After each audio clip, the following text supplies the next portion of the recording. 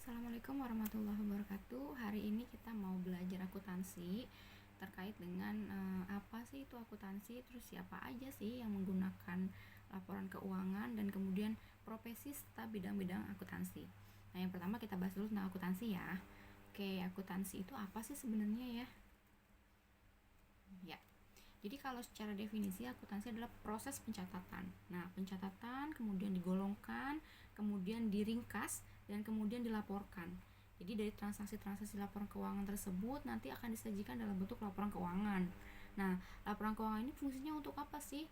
Banyak banget manfaatnya. Salah satunya untuk menginterpretasikan apakah si perusahaan ini memiliki profit or loss gitu ya. Itu salah satu manfaat dari laporan keuangan yang nantinya akan disajikan dalam bentuk laporan. Nah, laporan keuangan apa aja? Ada 5 ya. Yang pertama ada laporan income statement atau yang biasa disebut dengan laporan laba rugi.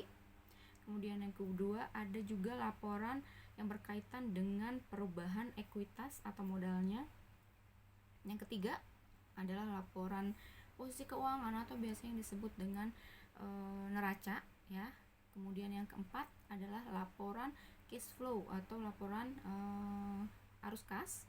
Yang kelima adalah catatan atas laporan keuangan. Nah, dari 5 ini siapa sih penggunanya? Nah, tadi Ibu sempat sekilas menyebutkan bahwa kita akan ngebahas tentang akuntansi, kemudian ngebahas juga siapa sih penggunanya gitu ya.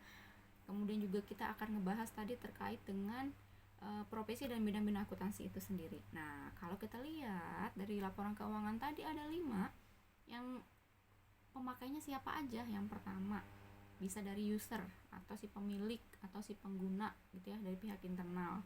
Kemudian ada juga manajer keuangannya ya.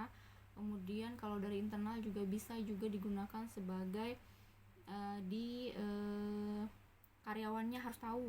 Nah, kenapa karyawan harus tahu? Nah, karyawan juga harus paham nih kondisi si perusahaan tuh lagi baik atau tidak. Apalagi kalau kita lihat saat ini kondisi pandemi, maka itu kemungkinan sangat besar bahwa perusahaan itu akan mengalami kerugian yang sangat tinggi karena banyak sektor-sektor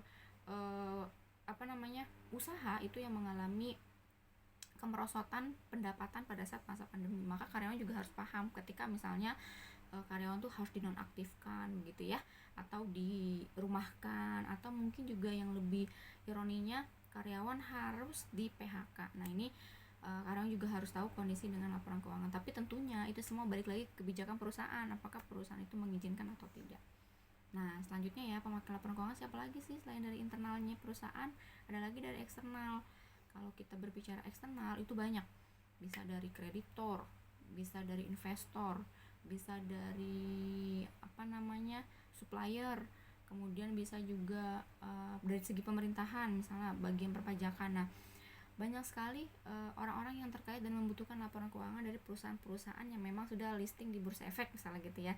Gimana kalau misalnya perusahaannya belum go public? Apakah itu menjadi konsumsi publik untuk laporan keuangannya? Tentu ini tidak bisa disamaratakan karena perusahaan yang sifatnya sudah go public memang wajib untuk menginformasikan atau mempublish laporan keuangannya. Tapi untuk perusahaan-perusahaan yang sifatnya menengah gitu dan ke bawah dan tidak mempublish laporan keuangannya, maka dia tidak ada kewajiban untuk menginformasikan laporan keuangannya karena itu sifatnya adalah rahasia gitu ya. Itu kalau kita lihat dari segi pakai laporan keuangan ya, ada beberapa.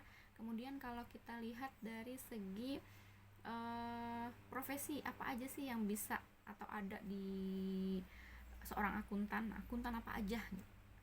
Sedikitnya ada 4. Yang pertama ada akuntan perusahaan ya, akuntan internal biasa dikategorikan gitu ya. Kemudian ada juga akuntan publik, biasanya kaitan dengan dia yang menerbitkan opini ya, karena dia mengaudit gitu. Kemudian yang ketiga ada yang namanya akuntan pemerintahan, biasanya dia yang berkaitan yang bekerja dengan perpajakan di pemerintahan gitu ya.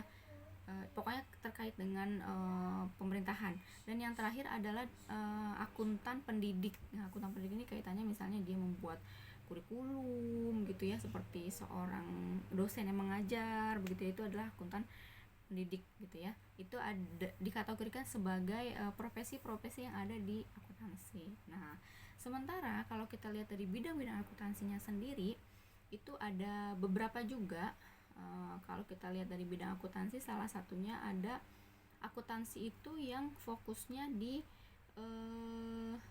akuntansi manajemen gitu ya. Kalau kita lihat dari bidang akuntansinya, akuntansi manajemen ini dia lebih berfokus bukan hanya pembuatan report laporan keuangan, tapi dia menggunakan report laporan keuangan ini untuk memanage perusahaan ini sustainability-nya seperti apa gitu ya, pengambilan keputusannya seperti apa. Kemudian ada juga akuntansi di bidang akuntansi dengan spesialisasi akuntansi budgeting misalnya gitu ya. Ada juga yang fokus di perpajakan gitu ya. Kemudian ada juga akuntansi yang berfokus di akuntansi keuangan, dan semua ini memiliki perbedaan dari masing-masing fokusnya gitu ya. Kalau akuntansi budgeting dia lebih fokus gimana nih menyusun anggaran di suatu perusahaan gitu ya. Kalau akuntansi biaya gimana caranya supaya pada saat sudah direncanakan, kemudian biaya itu di costing gitu ya, dibuat, kemudian sesuai nggak nih sama harga pokoknya. Jadi lebih berfokus bagaimana harga pokok produk itu bisa tidak merugikan perusahaan karena sudah dipertimbangkan dengan baik gitu ya. Jadi memang banyak sekali bidang-bidang akuntansi yang ada saat ini, dan semuanya memiliki keterkaitan dan kebermanfaatannya masing-masing ya. Nah, dari 3 poin tadi Ibu sudah menjelaskan apa itu akuntansi, kemudian apa itu pemakai laporan keuangan itu siapa aja, kemudian profesinya apa aja, kemudian bidang akuntansinya juga apa aja. Nah, selanjutnya kita akan ngebahas di pertemuan kedua dengan materi yang lain. Semoga teman-teman bisa sekilas memahami. Saya Ibu Yuliana, terima kasih. Assalamualaikum warahmatullahi wabarakatuh.